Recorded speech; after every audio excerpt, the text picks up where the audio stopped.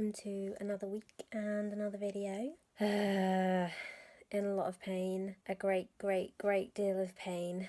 The classic trio, as I've taken to calling it: my jaw, my neck and my shoulders. It's threatening to cause a migraine, which would be bad on any day, but I have a therapy session in less than 15 minutes. And I'm not sure if I'm going to be able to make it through the whole thing because it's via Skype, so I'm staring at a screen, which is a big no-no when I have a migraine. And I'm talking, which always makes it worse as well. So I'm a little bit worried, but I don't know what I can do. Nothing at this point, 15 minutes to go. It's so annoying that I've had bad pain the last week, but it hasn't caused a migraine until the day when I actually have to do something. That's so typical, isn't it? I think me working myself up to it also contributes to the migraine though, because knowing I have to do something and making sure I don't forget it, because I've been really forgetful recently, so I'm very mindful of the fact that I have an appointment and I mustn't forget, so I'm always a little bit aware of it, and I think that may have contributed to my migraine today.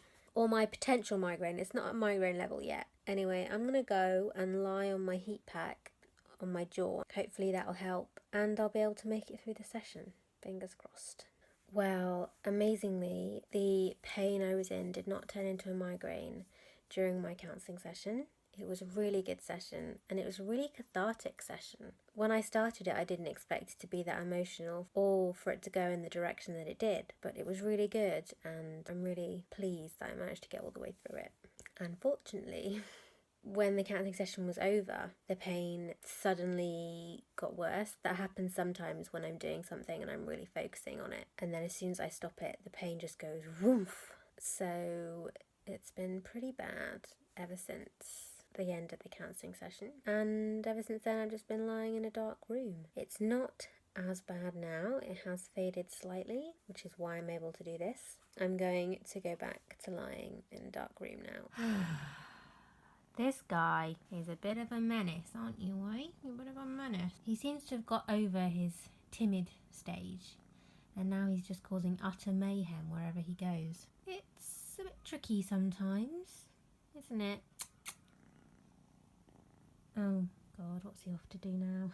I didn't sleep that well last night, so I've been really tired today. But I pushed myself to do something. That's probably not a very smart idea, but I'll explain why I did it in a minute. Last week I bought some ice lolly moulds, and so today I made suitable ice lollies for me. I made 6 in all, and 3 of them are coconut water, and then 3 of them are made up of the lemon drink I have in the morning, which is lemon juice, hot water, ginger and then some stevia to sweeten it. I made them today because the next 3 days are supposed to be really hot and I want to have them available. So I'm really looking forward to trying them. I was expecting to get a migraine after I made them because the pain started flaring in the usual places, but it kind of passed when I lay in a dark room for an hour or so that was good. I'm just going to eat some dinner and then I'm going to go to bed. It's going to be hot again tonight, so hopefully I get some sleep. It's hot today. It's hot. Not quite as hot as it was a couple of weeks ago. I think it's hovering around like 27, 28. So, I'm busting out one of my ice lollies. The reason that I specifically chose these moulds is because they're actually individual, so this has got plastic round the outside of it. So if I don't want to eat it all at once and I can just put it back in here for a little bit, I can put it down, it's not going to go everywhere. I think that's just a great idea because ice lollies, ice cream, so messy. So as I said, I made 3 coconut water and 3 lemon, ginger and stevia. And I think this one, from the colour, is coconut water. I'm looking forward to having that. I'm just going to wait for it to warm up slightly so I can take the covering off. Overall, not feeling too bad today with the heat. Just the kind of usual increase in orthostatic intolerance. And I also felt quite sick the last few days, so that's not good. Don't really know why that's happening. But do I ever? Do I ever know why anything happens? No is the answer. No, I don't. Oh my God, it's been dispatched. I'm so excited to read this book, I can't even tell you. I'm a huge Matt Haig fan, so it should be arriving the next few days and I cannot wait. Unfortunately, I haven't been able to read much at all the past few weeks. My brain fog has definitely been worse. I don't know whether that's because my pain has been worse. For me, those two things go hand in hand together. But also I'm wondering if this is to do with my diabetes, because I'm not taking medication for it anymore. I'm off medication altogether on a trial basis, and one of the symptoms of high blood sugar is brain fog and difficulty concentrating. I've definitely noticed that over the past few weeks I haven't been able to read as much, and that is a big indicator for me as to how my brain fog is. But also, I've really been struggling when writing messages and little bits of text, if I put it on an Instagram story or an Instagram caption or whatever. Really struggling with reading it and recognizing if there are any spelling mistakes or grammar issues. My brain just can't seem to recognize that there is a mistake there, because I'll read literally about 10 words through 5 or 6 times to make sure there are no spelling mistakes. And then as soon as I make it public, I find a spelling mistake. It's like, why did I not see that? It's really kind of messing with my mind. It's just so frustrating. So I'm wondering if that means my blood sugar is high again and I'm going to have to go back on medication. It's just a thought. I'll just have to wait and see what the blood test shows, but that won't be for a while yet. So I'm trying a slightly different ice lolly today. This one is lemon juice, ginger, which you can see a little bit of at the end, and it's sweetened with stevia, and it's really good, if I do say so myself. So I'm going to go and enjoy this and watch the tennis. Guess what's arrived? Ta-da! Oh my goodness. I can't even express to you how excited I am. The author, Matt Haig, wrote a book called Reasons to Stay Alive, and I think it came out 2 years ago maybe. And that book was a kind of part memoir, part self-help. He talked about his struggle with depression and anxiety, and it just really resonated with me. Very few times have I read something where I've actually felt like the author was talking directly to me, and this is what happened with Reasons to Stay Alive. It is the most amazing book. It's not like the other depression self-help books. It's not like that at all. Nothing I say will do it justice.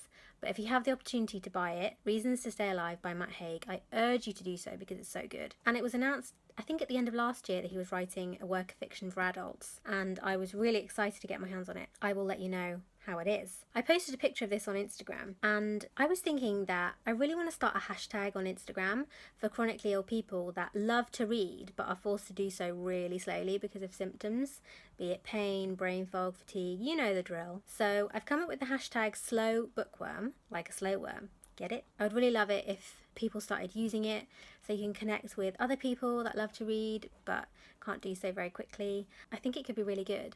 I'm even thinking about maybe starting a series on this channel where I talk about books that I've read. It would be a very, very sporadic series because it does take me a long time to read a book. But I don't know, I think it could be interesting because I love books. I've always loved books. I used to read so much, and I think the fact that I can't read very quickly at all now is one of the most frustrating parts about chronic illness for me. But I don't know. What do you think about it? Let me know. I've read a few pages of this already and it's good so far. And I do want to read a few more, but I have to finish a blog post first because it's about my birthday, which was 2 weeks ago, and I haven't got it up yet. So I need to do that first. So the rest of yesterday was kind of strange. About 6 p.m, I think, I started to get a really excruciating chest pain. Now, I have had this sort of pain before, so I didn't immediately freak out and think, oh my god, I'm having a heart attack. But usually it only lasts for a few minutes at the most, and I've still got it now the next morning. So that's over 12 hours. It's kind of a dull ache, and then when I breathe in really deeply, it's like a really sharp stabbing pain, like someone sticking a knife in between my ribs. As I said, I have had this sort of pain before, so I don't think I'm dying, but I don't know what to do. The pain is excruciating. There's nothing I can do. I asked my kind of chronic illness friends, and they suggested I ring 111, which is like one step down from 999. You call 111 and you tell them what's going on, and they tell you if you need to ring an ambulance, go to A&E, or just go to see your GP at a later date, etc, etc. And I thought, well, I probably should, but if I do that, they'll just tell me to go to A&E because they're super, super cautious about any sort of chest pain. This was last night that I was having this conversation with people, And I just thought, I really, really don't want to go to A&E. My parents really, really don't want to go to A&E because they'd literally just got back from holiday. I did manage to sleep because weirdly I found like one position where it didn't hurt so much, so I just like slept in that position, which is causing pain in other places because I don't like to stay in one position for very long because my muscles seize up. Oh, it's so complicated. So I'm not really sure what's going on. And I don't really know what I can do about it. I think I said this in the last video. I don't know what I can do about it, but probably nothing. So I'm just going to have to try and wait it out. It's so annoying that it's Saturday today, which means my GP surgery isn't open. If it's still here on Monday, but my God, Monday is far away.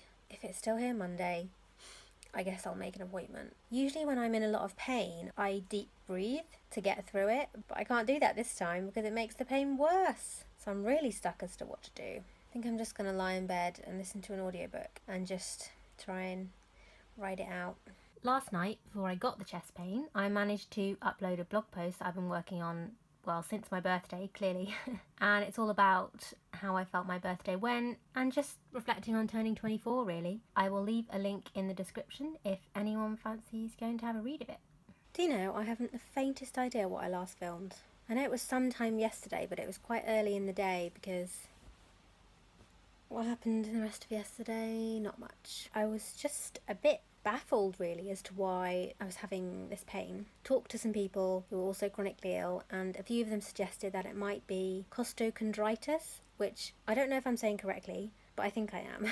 And that's when the cartilage of your ribs gets inflamed and it can hurt when you breathe in and out, which sounds exactly like what I've got. So that all happened last night and I thought, oh yeah, that's definitely what I've got. And it said that if you take ibuprofen, it can help. Usually I don't bother taking ibuprofen because it never helps any of the other pains I have, but I thought I'd try it for this. I took some just before I went to bed and I slept well.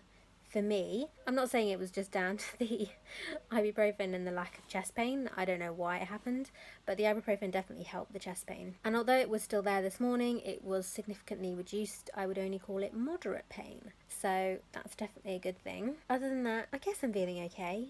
I mean, I don't know why I'm just feeling a bit off today. I'm going to maybe read some of my book because my headache's not too bad at the moment. Today marks the end of another 2 weeks, the end of another video. I hope you've enjoyed the video and I'll see you again next week. Bye!